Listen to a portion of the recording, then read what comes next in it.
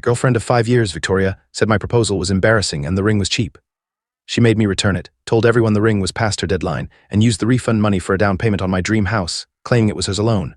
Little did she know I had one final surprise waiting. My name is Ryan, I am 31, and this is the story of how my girlfriend Victoria, 29, taught me exactly what I was worth to her, and how I finally learned to value myself. Victoria and I had been together for 5 years when this all happened. We met at a mutual friend's barbecue, and I was immediately drawn to her confidence and ambition.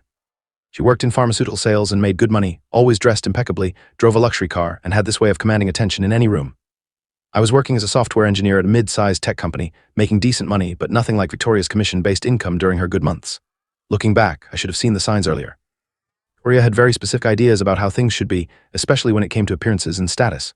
She'd make comments about my car being too practical, or suggest I needed to invest in better clothes for work events. At the time, I thought she was just trying to help me succeed. I was wrong about a lot of things. The proposal planning started about 8 months before the actual event. Victoria had been dropping hints for over a year about marriage, showing me rings on Instagram, forwarding articles about wedding venues, and making comments about her friends who were getting engaged. She had a very clear timeline in her head, and she wasn't shy about sharing it with me. "Ryan, we've been together 4 years," she said one evening while we were watching Netflix. "Most couples are engaged by now. I'm not getting any younger, and I want to start planning our future." I loved Victoria, or at least I thought I did, so I started saving for a ring. The problem was, Victoria's taste was expensive. The rings she showed me ranged from $8,000 to $15,000. Software engineer making $75,000 a year, that was a significant chunk of my income, especially since I was also trying to save for a house down payment. I spent months researching diamonds, visiting jewelry stores, and trying to find the perfect balance between quality and affordability. I finally settled on a beautiful 1-carat solitaire with excellent clarity and color. It cost me $6,000, which represented months of saving and careful budgeting. I was proud of my choice and excited to propose. Victoria had mentioned several times that she wanted a public proposal, something memorable that she could share on social media. She'd shown me elaborate proposal videos and talked about how romantic it would be to have the moment captured forever, so I planned something special. I arranged for a photographer to secretly capture the moment at our favorite restaurant downtown, the same place we'd had our first official date. I coordinated with the staff to have her favorite flowers at the table and her preferred wine chilled and ready. I even had a playlist of meaningful songs ready to play during dinner. Everything was perfect, or so I thought. The evening started well. Victoria looked stunning in a navy dress I'd never seen before, and she seemed excited about our special dinner out. We had great conversation over appetizers, and I could barely contain my excitement as the moment approached. When dessert came, I stood up, got down on one knee, and pulled out the ring box. The restaurant went quiet, and I could see the photographer positioned discreetly nearby, capturing everything. "Victoria," I said, my heart pounding, "you're the most amazing woman I've ever met. You challenge me to be better, you make me laugh every day, and I can't imagine my life without you. Will you marry me?" I opened the box, expecting to see joy, tears of happiness, maybe that magical moment you see in movies. Instead, Victoria's face went through a series of expressions that I'll never forget. Surprise, then confusion, then something that looked almost like disappointment. She stared at the ring for what felt like forever. The silence stretched so long that people at nearby tables started to notice something was wrong. Finally, she looked at me with this forced smile and said, "Oh, Ryan." Yes, of course. But something was off. Her voice was flat, her hug was brief, and she barely looked at the ring as I slipped it on her finger. The photographer captured it all, including the uncomfortable expressions on both our faces. The ride home was awkward. Victoria was quiet, occasionally looking at the ring with an expression I couldn't quite read. I asked if she was okay. She said she was just overwhelmed and needed time to process everything. The next morning changed everything. I woke up to find Victoria sitting at our kitchen table with her laptop open, the ring box beside her. She looked up when I walked in, and I could tell immediately that this wasn't going to be the romantic morning after conversation I'd imagined. "And we need to talk about the ring," she said without any preamble. "What about it? Don't you like it?" Victoria sighed dramatically. "It's not about liking it, Ryan. It's about what it represents. This ring is embarrassing." The word hit me like a physical blow. "Embarrassing? Ryan, I make more money than you do. My friends are going to see this ring and wonder what happened." Rodriguez, 28, just got engaged to her boyfriend last month with a 3-carat ring from Tiffany. Jasmine Park, 27, got a 2-carat with a platinum band. This looks like something from a mall kiosk. I felt my face getting hot. "Victoria, that ring cost me $6,000. It's a beautiful diamond with excellent ratings. I spent months researching it." $6,000. It looked genuinely shocked. "Ryan, that's what I spend on a weekend shopping trip. This is supposed to be forever. This is what I'm going to wear for the rest of my life, what I'm going to show to our children someday. It's supposed to represent how much you value me." "It does represent how much I value you. I saved for months." "That's exactly the problem," she interrupted. "You had to save for months to afford $6,000. Maybe we're not ready for this step. Maybe you're not ready to provide the kind of life I want." The conversation went downhill from there. Victoria explained that she'd already told her friends and family about the engagement, but she was embarrassed to show them the ring. Said she'd been expecting something more substantial after 5 years together. She suggested I return the ring and upgrade to something more appropriate. "How much more appropriate?" I asked. "Well, Emma's ring was $18,000. I'm not saying it has to be exactly that much, but something in that range would be more suitable." $18,000. More than I'd saved for our entire future together. I felt something shift inside me during that conversation. For the first time in 5 years, I was seeing Victoria clearly. This wasn't about love or commitment. This was about status, about what she could show off to her friends, about how my financial capacity reflected on her social standing. But I was still holding on to hope that we could work it out. Loved her, and I thought maybe I was being too sensitive. Maybe she had a point about wanting something that would last forever. Maybe I could find a way to make it work. So I returned the ring. The jeweler was understanding but disappointed. There was a restocking fee, so I got back $5,400 instead of the full $6,000. Victoria came with me to look at new options, and I watched her eyes light up as she tried on increasingly expensive rings. "This one," she said, slipping on a 2.5-carat princess cut with a halo setting. "This is perfect." The price tag was $22,000. "Victoria, I can't afford that. Even with a payment plan, it would be more than my car payment. And this is an investment in our future. Besides, I can help with the payments. We're going to be married soon anyway." That should have been my first clue about what was really going on. I ended up financing the ring, taking on a monthly payment that would stretch our budget significantly. Victoria was thrilled with her new ring, immediately posting photos on all her social media accounts and planning an engagement party to show it off properly. The dynamic between us had changed. Now that I'd proven I could be pushed into spending beyond my means, Victoria seemed to expect it. She started making comments about the kind of wedding we'd have, the honeymoon destinations she wanted to consider, the house we'd need to buy before the wedding. Everything was expensive, everything was about appearances, and somehow everything became my responsibility to figure out financially. The breaking point came 3 months later when we were looking at houses. I'd been saving for a down payment for 2 years, building up about $15,000 in a separate account. It wasn't enough for the kind of house Victoria wanted, but it was a start. Found a beautiful 3-bedroom craftsman-style house in a great neighborhood. It was listed at $450,000, which was at the absolute top of what I could afford with my savings and current income. But it was perfect. It had everything I'd ever dreamed of in a home: a workshop space in the garage, a big backyard, original hardwood floors, built-in bookshelves. "Work," I told Victoria as we walked through it with our realtor, Christine Wung, 45. "It's a stretch, but if we're careful with the budget, we could make it happen." Victoria was quiet during most of the tour, but I could tell she loved the house too. She was already talking about which room would be her home office, how she'd redecorate the kitchen, where we'd put the Christmas tree. "Let's put in an offer," she said as we stood in the backyard, looking at the mature oak trees and thinking about future barbecues and maybe kids playing on a swing set. That weekend, we submitted an offer for $430,000. It was accepted within 24 hours. It was over the moon. We were buying our first house together, taking this huge step toward building a life. I started making lists of repairs we'd need to do, furniture we'd need to buy, how we'd make it truly ours. Then Victoria dropped the bomb. "Ryan, I've been thinking about the down payment situation," she said one evening as we were celebrating our accepted offer with takeout Chinese food. "About it? Well, I think it makes more sense for me to handle the down payment and put the house in my name only." I stopped mid-bite. "What do you mean?" "I mean, I can cover the full 20% down payment from my savings, which will get us a better mortgage rate, and since I make more money, it makes sense for the house to be in my name for tax purposes." "Victoria, that's my money. I've been saving for 2 years for this down payment." "I know, and I appreciate that, but $20,000 is what we need for 20% down, and you only have $15,000. I can cover the full amount plus closing costs, plus have money left over for immediate renovations. But then it wouldn't be our house." "Would be your house." Victoria reached across the table and took my hand. "Ryan, we're getting married. What's mine is yours, and what's yours is mine. But from a legal and financial standpoint, this just makes more sense. Trust me." That word, trust, looking back, it's almost funny how often she used it when she was about to do something completely untrustworthy.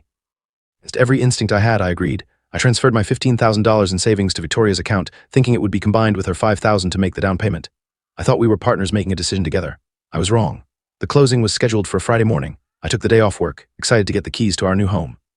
Victoria said she had some client meetings, but would meet me at the title company for the final paperwork. When I arrived, Christine Wung was there with a stack of documents. She seemed confused when I sat down at the table. "I'm sorry, Ryan, but you're not on the paperwork today. Victoria is handling the closing solo since the house is being purchased in her name only." "Do you mean we're buying this together?" Christine looked uncomfortable. "According to the purchase agreement and mortgage documents, Victoria Castellanos is the sole purchaser. I assumed you knew." I called Victoria immediately. It went straight to voicemail. An hour later, she called me back. "Ryan, calm down. Yes, the house is in my name only, but we discussed this. It's for tax and legal reasons. You'll be living there too." "Victoria, where's my $15,000? There was a pause. "What do you mean?" "My down payment money, the $15,000 I transferred to you." "Oh, that, well, I used it as part of my down payment. Like I said, we're a team, but you said you had $20,000 of your own." Another pause.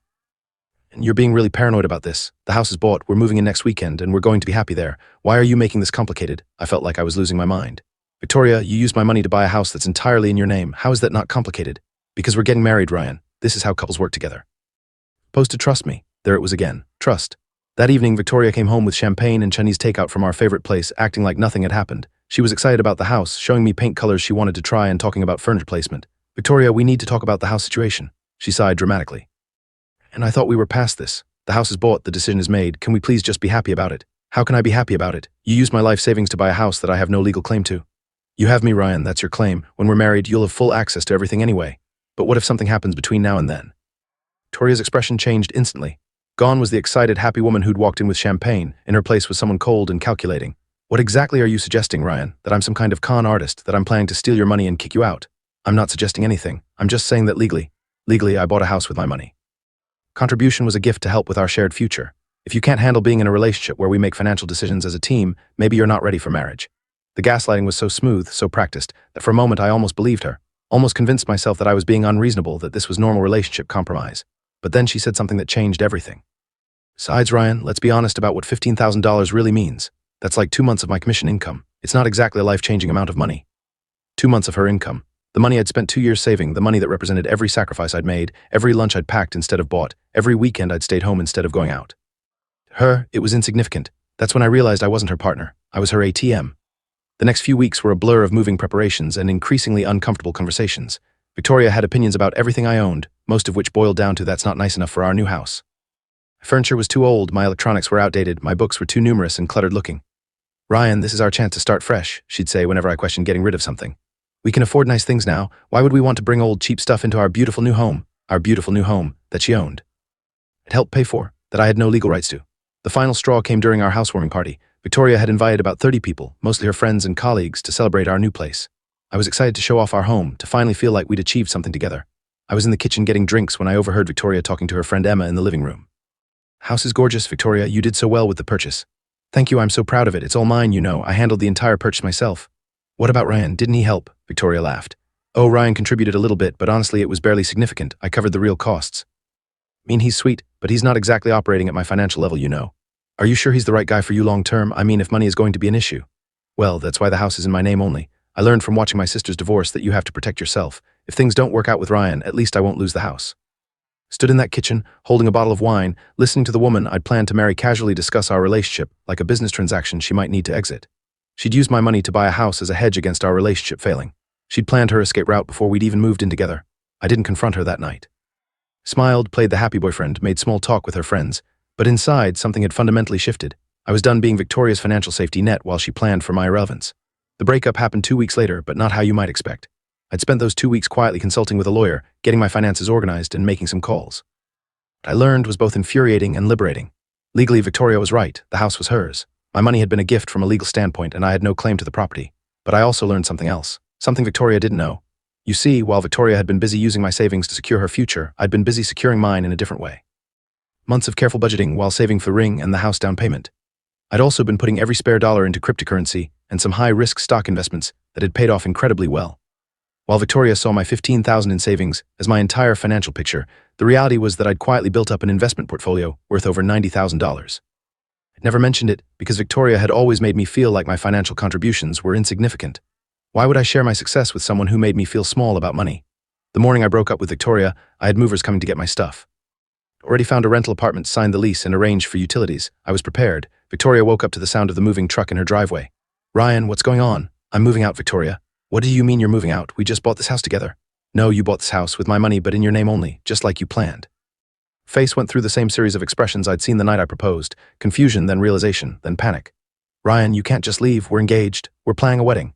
I handed her the ring box. We were planning a wedding. I'm not interested in marrying someone who sees me as a financial inconvenience she might need to escape from someday. What are you talking about? Victoria, I heard you talking to Emma at the housewarming party. About how the house is in your name only to protect yourself if things don't work out with me. About how my financial contribution was barely significant. About how you're not sure I'm operating at your financial level. The color drained from her face. Ryan, you misunderstood. I understood perfectly. You used my savings to buy yourself a house while positioning me as too poor to be a real partner. You made me feel grateful for the privilege of contributing to your future while making sure I had no claim to ours.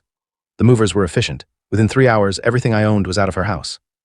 Victoria followed me around, alternately crying and yelling, make promises about how we could fix everything, how she'd add my name to the deed, how she'd never meant to hurt me. But it was too late. I'd seen who she really was, and more importantly, I'd finally remembered who I was. The final conversation happened in her driveway as I was getting into my car for the last time. And please, I love you. I know I made mistakes, but we can work through this. Victoria, you don't love me. You love the idea of having someone who makes you feel financially superior while still contributing to your goals. You love having someone who won't challenge you when you make unilateral decisions about our shared future. That's not true. Answer me this, if I'd never contributed a single dollar to your house purchase, if I'd been completely broke, would you have still wanted to marry me? She couldn't answer. That told me everything I needed to know. I drove away from that house, from that relationship, from that version of myself that had accepted being treated as less than I was worth. It was terrifying and liberating at the same time. 6 months later, I used my investment portfolio as a down payment on my own house. A smaller place, but entirely mine.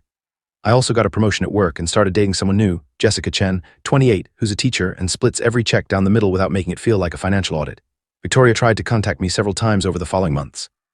She'd text about missing me, about realizing she'd made a mistake, about wanting to try again. I never responded. The last message I got from her was about a year later. Ryan, I'm selling the house. The mortgage payments are too high for just my income. I wish things had worked out differently between us. I didn't respond to that one either, but I did feel a moment of satisfaction. She'd been so proud to own a loan. The house she'd used my money to secure had become a financial burden she couldn't handle without me. The best part, I'm happier now than I've ever been. I'm with someone who values me for who I am, not what I can provide.